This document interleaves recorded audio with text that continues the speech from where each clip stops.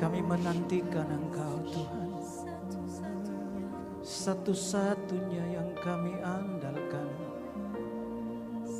satu-satunya yang kami harapkan. Tiada yang lain, hanya Kau saja Tuhan. Oh, tiada yang lain, hanya Kau saja. Haleluya, haleluya, haleluya, haleluya. Mari angkat suaramu sekali lagi. Satu-satunya yang ku andalkan, satu-satunya yang ku percaya, Engkau sumber kekuatan, sumber pengharapan, sumber kedamaian. Satu-satunya yang ku andalkan, satu-satunya yang ku percaya,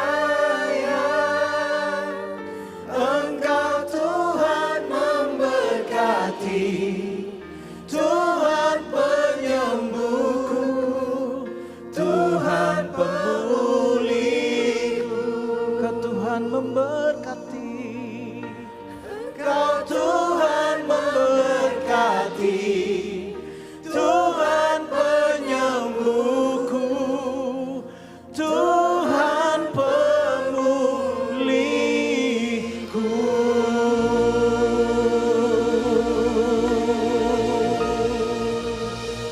Amin, amin. Terima kasih untuk hari yang luar biasa. Terima kasih di minggu pertama di bulan Agustus tahun 2020. Tuhan, betapa ajaibnya Engkau di tengah kami. Walaupun kami mengalami berbagai pembatasan dalam kehidupan ini, tapi Engkau tidak pernah terbatas untuk menolong kami. Engkau tidak pernah berhenti menyertai, menguatkan dan menyembuhkan kami. Bahkan ketika kami tidak tahu kami sedang sakit, Engkau ada di sana untuk menyembuhkan kami. Itu sebabnya kami bersyukur dan memuji-Mu Tuhan. Terima kasih untuk makanan dan minuman. Terima kasih untuk keluarga. Terima kasih untuk pekerjaan. Terima kasih untuk usaha. Terima kasih untuk segala hal. Engkaulah andalan kami. Engkaulah Tuhan kami. Terima kasih untuk ibadah hari ini. Terima kasih untuk minggu-minggu Tuhan menyertai dan memberkati kami. Terima kasih. Bagi mula pujian kemuliaan. Pagi ini Tuhan, Engkau berbicara di tengah kami. Bukan hanya kami yang ada di ruangan ini, tetapi di setiap ujung dari YouTube channel siaran ini boleh dapat ditangkap, atau di Facebook yang dapat ditangkap. Berkatilah Tuhan, biarkan suara isi hati dan rencana-Mu Tuhan diletakkan dalam dianoia kami Tuhan, di dalam akal dan pikiran kami, dan bersama dengan Roh Kudus kami dimampukan untuk menjadi pelaku-pelaku firman Allah. Terima kasih Tuhan, berbicaralah karena kami siap mendengarkannya. Di dalam nama Tuhan Yesus yang adalah firman itu, kami berdoa dan kami mengucap syukur. Dan setiap orang percaya berkata, amin. Bapak Ibu silakan duduk kembali, boleh kasih tepuk tangan yang terbaik untuk Tuhan kita. Terima kasih untuk tim worship yang sudah menolong kita dengan luar biasa. Nah, Bapak Ibu yang kekasih, baik saudara di tempat ini maupun saudara ada di rumah, shalom buat kita semua, damai sejahtera Tuhan menyertai kita. Ya, saya senang dengan kalau saudara mengikuti suara gembala Pak Sofyan yang sebelumnya selalu berkata, shalom jemaat Tuhan yang ada di rumah. Sekarang dia mengubahnya, shalom jemaat Tuhan yang diberkati dan taat, ya, dan taat, ya, taat dan setia. Luar biasa, ya. Dan saya mengaminkan itu, saudara adalah orang-orang yang taat dan setia kepada Tuhan. Jadi diberkatilah kehidupan saudara dan usaha pekerjaan dan keluarga saudara. Nah, hari ini saudara, ini adalah minggu keberapa ya? Ke Pak Hengki paling hitung. Oh, 7 ya. Minggu ke-7 kita ibadah secara offline dan online ya. Jadi 2. Ada yang datang ke tempat ini dan masih ada jemaat yang ada di rumah. Nah, pagi ini saya ingin mengambil kesempatan untuk berbagi kepada kita. Ini juga ketika saya dapatkan ketika kita komsel online ya, komsel di Zoom. Ada yang membagikan ini dan ketika setelah selesai saya justru mendalaminya. Saya kira topik ini menarik, yaitu tentang anak sulung dan anak bungsu. Saya tidak tahu di komsel mana, saya sudah agak lupa karena sudah terlalu banyak komsel ya. Nah, sebetulnya siapakah anak sulung dan siapakah anak bungsu? Ketika Tuhan Yesus menyampaikan satu cerita, itu bisa berbicara tentang perumpamaan, tapi berbicara juga tentang insight atau gambaran. Dan bukan hanya cerita untuk menginspirasi kita tentang hubungan Bapa di sorga dengan kita, tetapi ini juga sekaligus berbicara kepada kita tentang spirit di balik cerita itu. Jadi ada roh, karena firman Allah dikatakan adalah roh nubuatan. Jadi kita harus menangkap lengkap bukan hanya ceritanya, tapi ada roh apa yang menyertai cerita itu. Nah, saudara boleh buka di Lukas pasal 15, karena sudah ada cukup banyak, sehingga baiknya saudara ikutin saja. Saya langsung cerita, karena cerita ini sudah kita semua, hampir semua, sebagian besar tahu, yaitu tentang anak sulung dan anak bungsu. Diceritakan di sana seorang bapak punya 2 anak laki-laki. Jadi 2 anak laki-laki. Yang sulung tinggal di rumah, yang bungsu menerima bagiannya dan pergi. Menariknya saudara, ketika dibagi dikatakan mereka membaginya masing-masing. Kalau saudara perhatikan, ternyata semuanya dapat bagian. Tapi yang sulung tetap tinggal di rumah, sedangkan yang bungsu pergi meninggalkan rumah. Dan singkat cerita, yang bungsu akhirnya jatuh miskin karena berfoya-foya menghabiskan hartanya. Nah, sekarang kita mulai karena sulung lebih duluan, jadi kita mulai walaupun ini ceritanya nanti ayat belakangan akan lebih duluan dibaca. Tetapi siapakah anak sulung itu? Saya suka dengan gambar ini, anak sulung gayanya cukup keren. Pakai kalung salib gitu ya, pakai jubah mentereng karena orang rumahan gitu ya. Mungkin satunya lebih urakan sedikit karena anak gaul yang di luar sana ya. Ini lebih sopan gitu ya. Nah, siapakah anak sulung saudara? Kalau berbicara sulung, Alkitab selalu menceritakan tentang Israel yang adalah anak sulung. Nah, kalau saudara perhatikan di ayat 25 saya bacakan untuk kita. Tetapi anaknya yang sulung berada di ladang dan ketika ia pulang dekat rumah, ia mendengar bunyi seruling, nyanyian dan tari-tarian. Lalu ia memanggil salah seorang hamba dan bertanya kepadanya, apa artinya semuanya itu? Jawab hamba itu, adikmu telah kembali dan ayahmu telah menyembelih anak lembu tambun karena ia mendapatkannya kembali dengan sehat. Saudara bayangkan seorang hamba justru berbangga karena kembalinya anak bungsu ya. Maka marahlah anak sulung itu dan ia tidak masuk, ini ngambek dia. Lalu ayahnya keluar dan berbicara dengan dia. Saudara, ini berbicara tentang orang Israel. Saya kira ini penting saudara mesti belajar, kita semua belajar sedikit. Karena ketika Yesus datang sebagai juru selamat dunia, seluruh umat, seluruh bangsa bersuka cita karena karya penyelamatan. Kecuali satu bangsa, yaitu bangsa Israel. Mungkin ini orang-orang senior ya. Saudara, mereka yang terusik dengan hadirnya Kristus sebagai Tuhan dan Juru Selamat.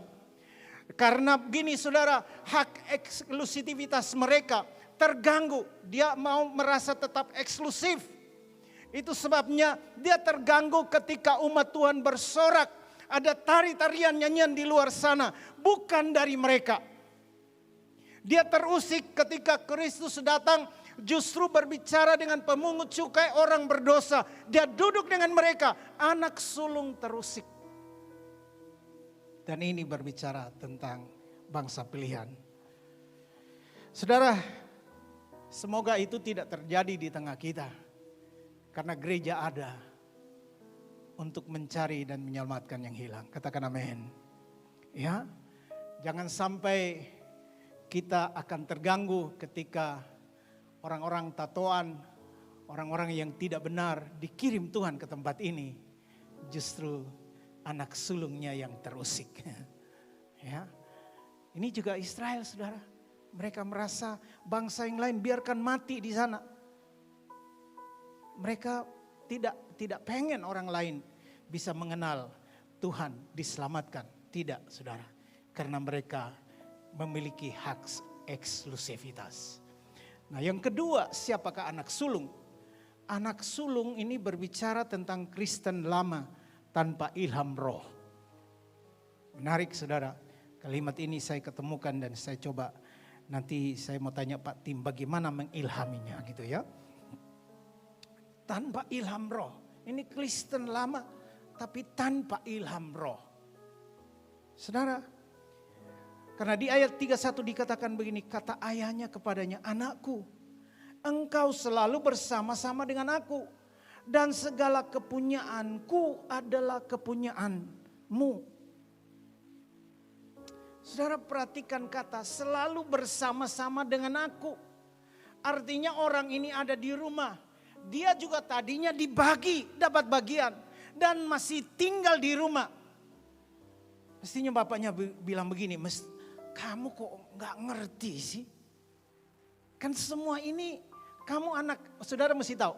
Orang Israel, anak laki-laki itu punya hak untuk membagi. Dan selalu dapat warisan double portion kalau dia anak sulung. Jadi sebetulnya dia nggak peduli apapun yang terjadi karena dia bisa memakai apa saja yang ada di rumah itu. Tapi anak sulung ini justru tidak paham.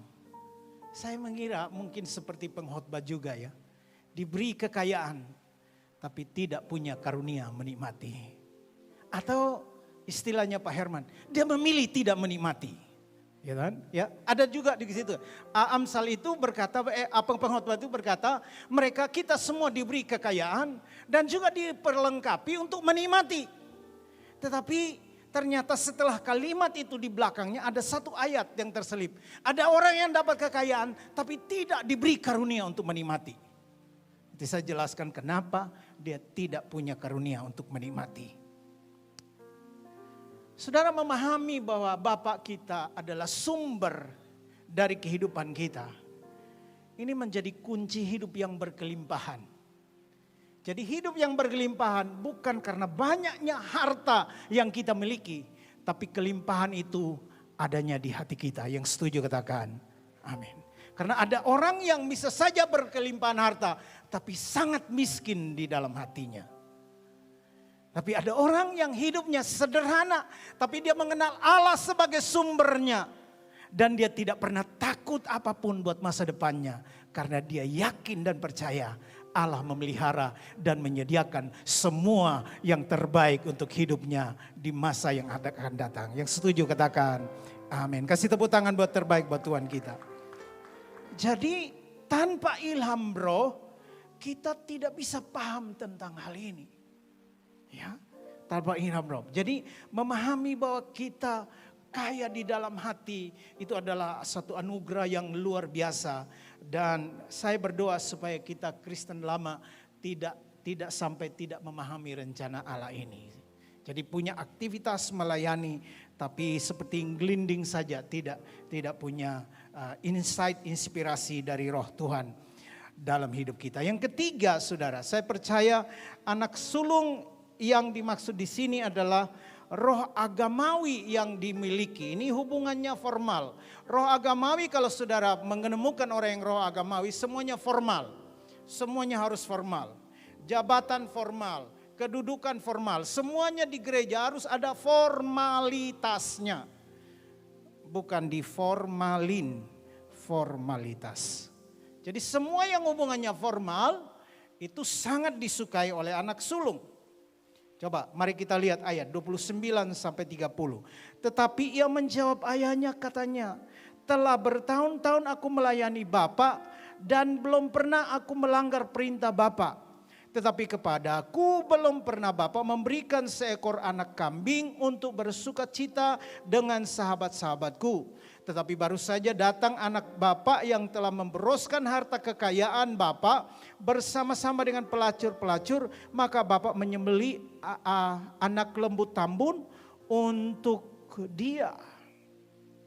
Saudara perhatikan di situ dikatakan, bertahun-tahun aku melayani Bapa dan belum pernah aku melanggar perintah Bapa. Betul demikian? Betul demikian menurut saudara? Jadi anak sulung ini, saya nggak pernah berdosa loh.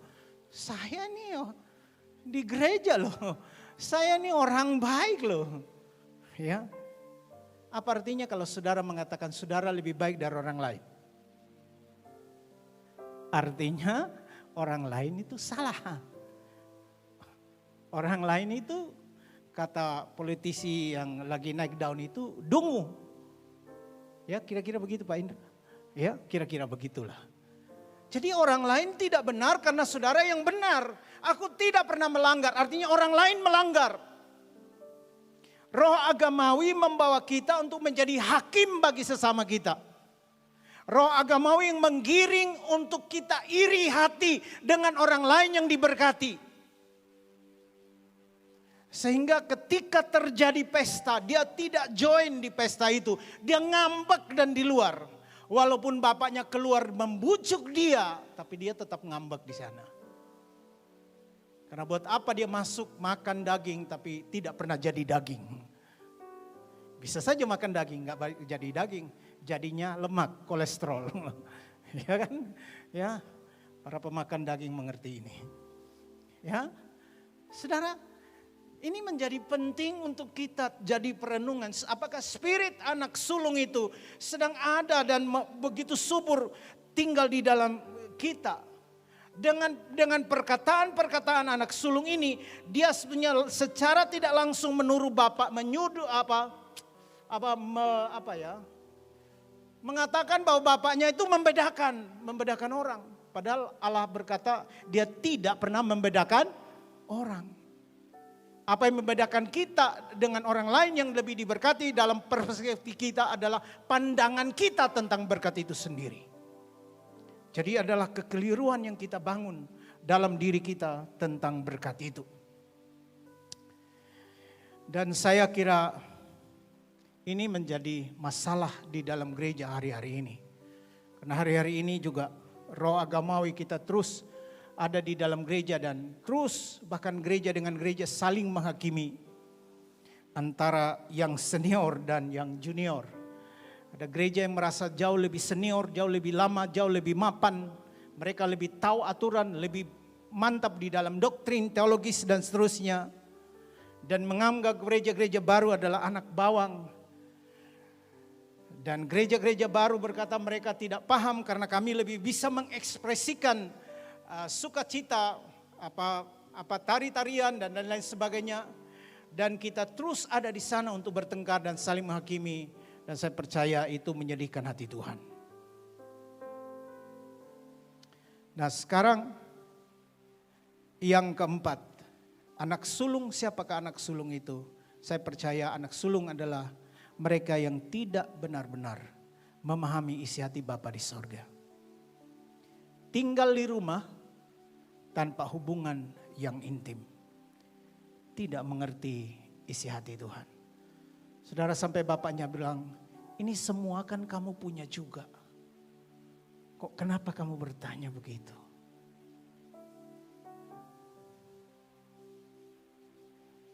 Bapaknya berkata ayat 32, kita patut bersukacita dan bergembira karena adikmu telah mati dan menjadi hidup kembali. Ia telah hilang dan didapat kembali. Mestinya bersukacita. Tapi mungkin selama ini ada iri hati yang luar biasa. Sehingga anak sulung berkata mending lu pergilah. Kalau lu hilang, lu mati, lu gak usah kembali, itu lebih baik. Saya berdoa tidak ada roh itu ada di dalam gereja. Bahwa persaingan di dalam pelayanan kita ingin supaya orang lain tersingkir secara otomatis. Dan kalau perlu menghilang, kalau perlu segera diangkat Tuhan mumpung ada COVID. Saudara, kalau itu ada, itu roh anak sulung. Dan itu Bapak sedih. Dan kemungkinan itu tidak akan kena orang itu. Karena Bapak akan mempanjangkan umurnya. Kalau saudara yang kena sumpah itu, bersyukurlah karena Tuhan akan memberkati engkau. Oh, ada yang amin, berarti ada yang gitu ya. Oke, nah siapakah anak bungsu? Anak bungsu adalah orang-orang yang terhilang, yang jauh dari Tuhan, orang-orang berdosa di luar sana. Ayat 15 dan 16 dikatakan, lalu ia pergi bekerja pada seorang majikan di negeri itu. Orang itu menyuruhnya ke ladang untuk menjaga babinya. Lalu ia ingin mengisi perutnya dengan ampas dan menjadikan makanan babi itu, tetapi tidak seorang pun yang memberikannya kepadanya. Saudara, dia ada di rumah Tuhan sebelumnya, tetapi dia terhilang. Dia tadinya nyaman di dalam kerajaan yang tidak tergoncangkan. Sekarang dia pergi di kerajaan yang mulai tergoncangkan. Tadinya bekerja bergantung kepada Tuhan, tetapi sekarang dia bekerja dengan majikan duniawi, majikan iblis. Saudara, mereka perlu disadarkan oleh kita yang anak sulung yang duduk di sini. Ini akan menjadi tugas kita. Kalau saudara berkata, saya bukan anak sulung yang dimaksud, berarti saudara dan saya mempunyai tugas untuk berdoa bagi orang-orang yang terhilang, bagi jiwa-jiwa. Dengan pembatasan ini bukan berarti kita berhenti memberitakan Injil. Kita harus tetap antusias untuk menemukan mereka yang terhilang dan membawa mereka kembali kepada Tuhan. Dan mereka perlu doa-doa kita. Itu sebabnya ibadah online ini diadakan supaya bisa menjangkau mereka yang mungkin sedang bekerja di pabrik, di kandang ayam, di kandang babi barangkali. Tapi mereka juga perlu Tuhan seperti saudara dan saya ada di sini. Inilah anak bungsu, mereka yang berdosa, mereka yang jauh dari Tuhan, tapi mereka sangat membutuhkan Tuhan. Yang kedua, siapakah anak bungsu? Adalah orang-orang yang sadar bahwa mereka perlu Tuhan. Mereka yang sadar. Lalu ia menyadari keadaannya, katanya, betapa banyaknya orang upahan Bapakku yang berlimpah-limpah makanannya, tetapi aku di sini mati kelaparan. Aku akan bangkit dan pergi kepada Bapakku dan berkata kepadanya, Bapa, aku telah berdosa terhadap sorga dan terhadap Bapa. Aku tidak layak lagi disebut anak Bapa. Jadikan aku sebagai salah seorang upahan Bapa. Saudara, akhirnya orang ini sadar. Bagaimana dia sadar? Saya percaya karena ada hubungan batin dengan orang tuanya. Dan saudara tahu, kalau kita mau sadari di ujung sana orang-orang berdosa, ada hati Tuhan buat mereka. Siapakah yang akan pergi untuk membawa mereka kembali, untuk berjumpa kembali dengan Sang Bapa, Sang Penebus? Adalah saudara dan saya. Kita semua terpanggil untuk menjadi sulung, memberikan teladan, inspirasi, supaya orang-orang yang belum mengenal Allah boleh melihat kehidupan kita dan menjadi kesaksian bagi mereka, sehingga mereka boleh mengenal Tuhan. Yang setuju katakan amin. Bahkan orang-orang di luar sana merangsak kembali ke rumah Tuhan dan berkata begini, jadi apapun saya mau, jadi apapun, yang penting tinggal di rumah Bapa. Nah, ini bedanya dengan spirit anak sulung. Gak mau jadi apa saja. Dia mau memilih yang dia mau jadi. Ini bukan jemaat Tuhan di sini. Karena banyak gereja di luar sana pecah. Karena orang-orang lama tanpa ilham roh yang tadi saya maksudkan. Mereka pengen punya posisi dan kedudukan yang formal. Sedangkan orang baru merangsak masuk dan berkata, jadi apapun mau. Asyar mau, ngatur bangku mau, ngepel mau, apa saja mau. Yang penting buat Tuhan. Ini spirit anak bungsu yang luar biasa. Saya berdoa spirit ini ada di tengah kita. Karena gereja ini dibangun dengan nilai hamba. Hidup berpusatkan Kristus, aku bukan pemilik. Terus apa? M-nya membangun kasih persaudaraan, akuntabilitas. Ya, A-nya B-nya apa? Beri yang terbaik dan akuntabilitas. mempertanggungjawabkan diri satu dengan yang lain. Dan anak bungsu yang ketiga, cirinya adalah orang yang kenal isi hati Bapa di sorga. Maka bangkitlah ia dan pergi kepadanya. Ketika ia masih jauh, ayahnya telah melihatnya. Lalu tergeraklah hatinya oleh belas kasihan. Ayahnya itu berdiri dan mendapatkan dia, lalu merangkul dan mencium dia. Orang ini yakin bahwa walaupun seburuk apapun, kalau aku kembali, aku akan diterima. Jadi bagi saudara yang ada di sini atau saudara yang ada di rumah, kalau hari ini engkau terpuruk karena saudara sering berjanji kepada Tuhan dan saudara jatuh lagi di dalam dosa yang sama. Kalau engkau kembali hari ini, Bapamu siap untuk merangkul engkau dan bahkan memeluk, mencium engkau, karena engkau miliknya yang paling berharga. Jadi apa kesimpulannya buat kita? Saya percaya anak sulung dan anak bungsu dua-duanya hilang. Satu hilang di rumah, satu hilang di luar. Dua-duanya hilang. Mereka hilang di hati Bapa, mereka hilang. Satunya tinggal di rumah tapi tanpa komunikasi, tanpa keintiman, melakukan aktivitas tanpa sentuhan batinnya. Anak bungsu pergi, tapi batinnya, hatinya tetap ada di rumah. Saya berdoa supaya kita tidak sampai hilang. Kalau kita adalah pekerja, kita tidak hilang di rumah Tuhan. Kita menikmati segala berkat kebaikan Tuhan. Karena di rumah Tuhan kita sudah dapatkan bagian kita. Bagian rumah Tuhan tetap ada. Karena anak ini kan gitu. Mereka sudah dapat, dia dapat bagiannya dan dia tetap tinggal di rumah. Mestinya dia double portion gitu ya. Dia ada berkat 2 kali lipat gitu. Dia bisa menikmati yang di rumah. Sedangkan anak bungsu makan makanan babi. Nah saudara, saya tutup dengan ini. Apa itu hati Bapak buat kita? Hati Bapak saya percaya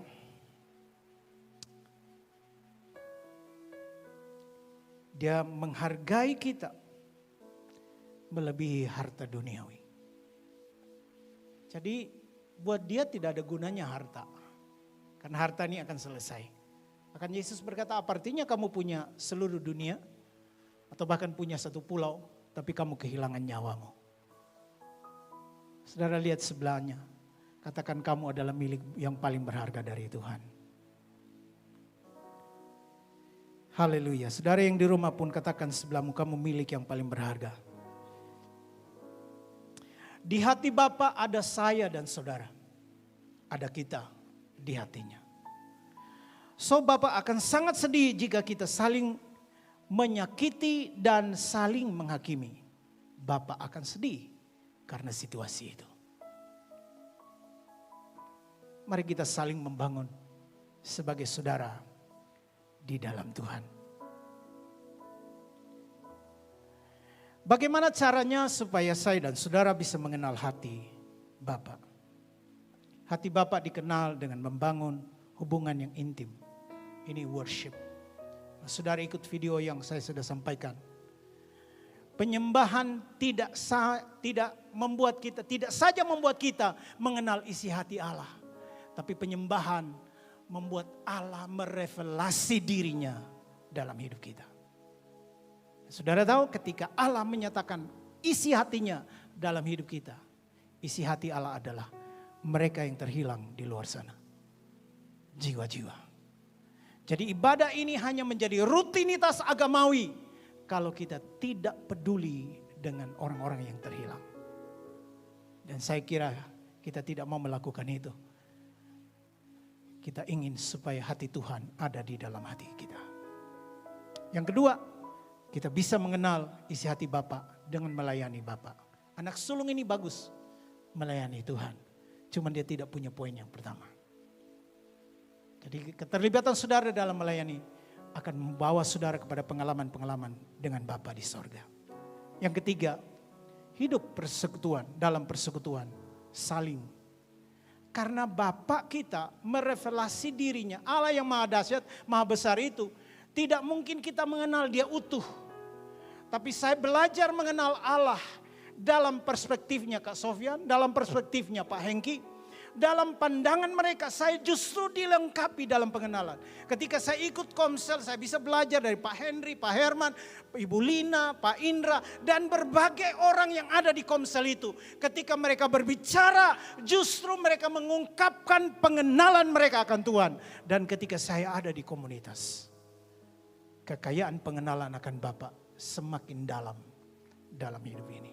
Karena itu, saudara hanya bisa mengenal Bapa dengan 3 cara ini. Pertama, bangun hubungan intim worship dengan Dia. Ya, sekaligus saya ingatkan kita mulai Selasa besok tanggal 4 akan setiap jam 5 kita buat satu acara namanya Song of Intimacy. Sekitar 25 sampai 30 menit. Saya lead worshipnya langsung. Jadi saya berdoa supaya kita betul-betul bangun keintiman dengan Tuhan. Ketika saudara bisa menyiapkan waktu jam 5 pagi itu akan tayang. Dan seminggu 3 kali saya berdoa supaya program ini akan menolong kita untuk bangun keintiman dengan Tuhan. Karena keintiman dengan Tuhanlah yang akan membuat kita mengerti isi hati Allah. Layani Tuhan dan hidup dalam persekutuan dengan Dia. Mari kita berdiri. Seperti Bapa sayang anaknya, demikianlah Engkau mengasihiku. Kau jadikan biji matamu, Kau berikan semua yang ada padamu. Seperti Bapa sayang anaknya, demikianlah Kau menuntun langkahku. Hari depan indah Kau beri, rancanganmu yang terbaik bagiku. Seperti Bapa sayang anaknya, demikianlah Engkau mengasihiku. Kau jadikan biji matamu, Kau berikan semua yang ada padamu. Seperti Bapa sayang anaknya, demikianlah Kau menuntun langkahku. Hari depan indah Kau beri, rancanganmu yang terbaik bagiku. Mari tundukkan kepalamu. Kita sudah belajar hari ini. Kesimpulannya, anak sulung hilang di rumah, anak bungsu hilang di luar sana. Tapi dua-duanya memerlukan pengenalan dan isi hati Tuhan dalam hidup mereka. Dan isi hati Bapa hanya bisa kita kenal jika kita intim dengan Dia. Kita memutuskan untuk mencari wajahnya. Kita bernyanyi seperti nyanyian ini, kami perlu Kau Tuhan dalam seluruh hidup kami. Ada keputusan untuk terlibat melayani Sang Bapa. Anak sulung sudah melayani, tapi dia hilang keintiman. Jangan engkau melayani tanpa keintiman dengan Tuhan. Dan jangan juga kita menjauhkan diri dari persekutuan dengan saudara kita untuk mengalami saling. Karena di dalam persekutuan hikmat Allah begitu melimpah. Kekayaan pengenalan Allah dari saudara-saudara kita akan memperlengkapi kita untuk kita lengkap pengenalan kita akan Tuhan. Berapa banyak yang hari ini berkata, Tuhan, aku mau lebih mengenal isi hati-Mu dalam hidupku. Karena aku tahu aku ada di hati-Mu. Aku tahu Engkau sedih ketika aku terus hidup dalam penghakiman. Ketika aku merasa lebih baik dari orang lain dan orang lain lebih jahat dari aku. Tuhan, Engkau tahu, Engkau kenal aku. Dengarkan baik-baik, Tuhan melihat hati kita dan Dia mengenal apa yang ada di hati kita. Kalau hari ini Engkau memutuskan untuk menjadi anak sulung yang baik, menjadi teladan, inspirasi, berdoa bagi mereka yang terhilang di luar sana. Bolehkah engkau taruh tanganmu di dadamu?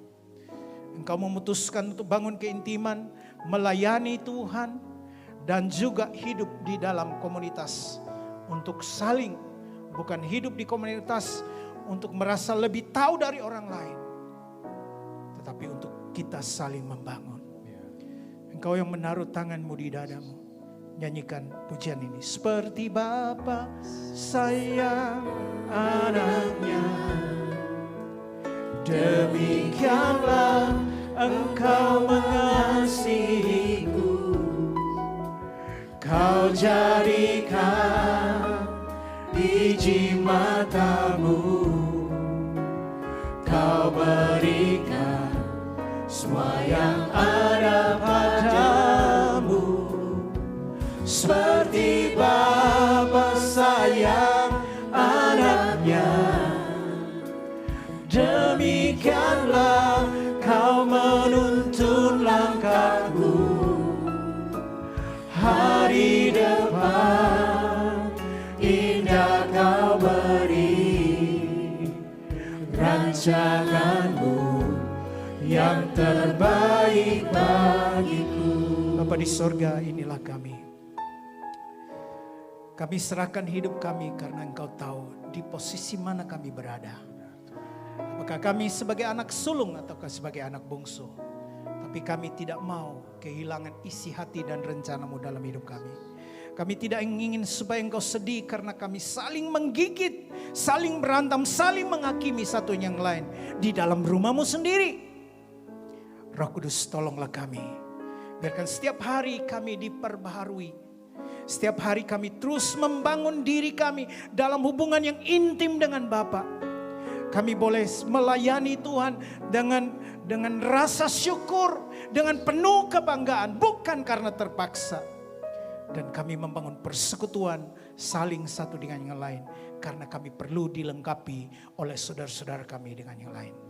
Terima kasih Tuhan untuk hari yang luar biasa. Berkati umat-Mu di tempat ini, berkati umat-Mu yang ada di rumah. Dimanapun siaran ini dapat ditangkap, diberkatilah mereka semua.